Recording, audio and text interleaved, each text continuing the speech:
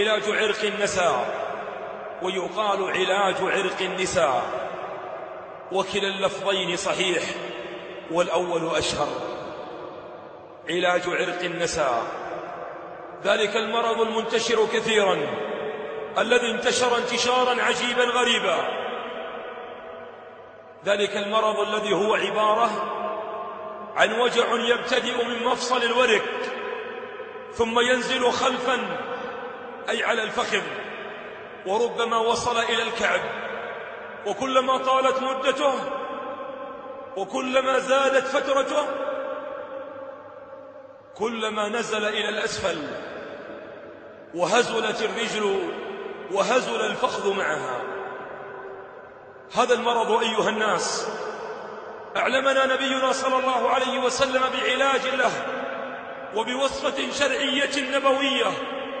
قال صلى الله عليه وسلم فيما أخرج الإمام ابن ماجه من حديث أنس رضي الله عنه قال: سمعت النبي صلى الله عليه وسلم يقول: علاج عرق النساء إلية شاة أعرابية تذاب ثم تجزأ 3 أجزاء ثم يشرب على الريق في كل يوم جزءا.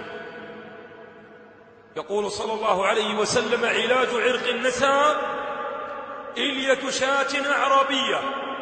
ما المراد بإلية الشاة الأعرابية؟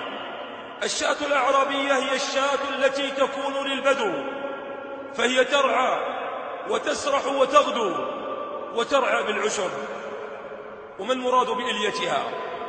المراد بإليتها أيها الناس هو ذنبها، هو ذيلها المملوء بشحم كثير فيه.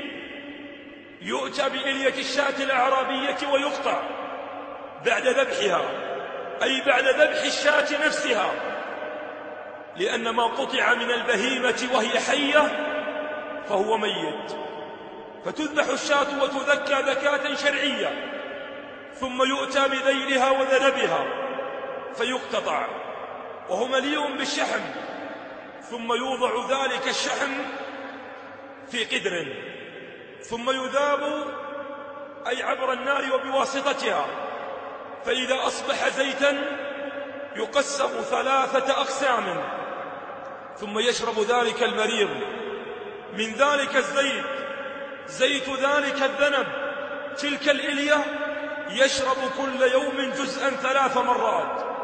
ما السر في هذه الوصفة النبوية؟ يقول الإمام ابن القيم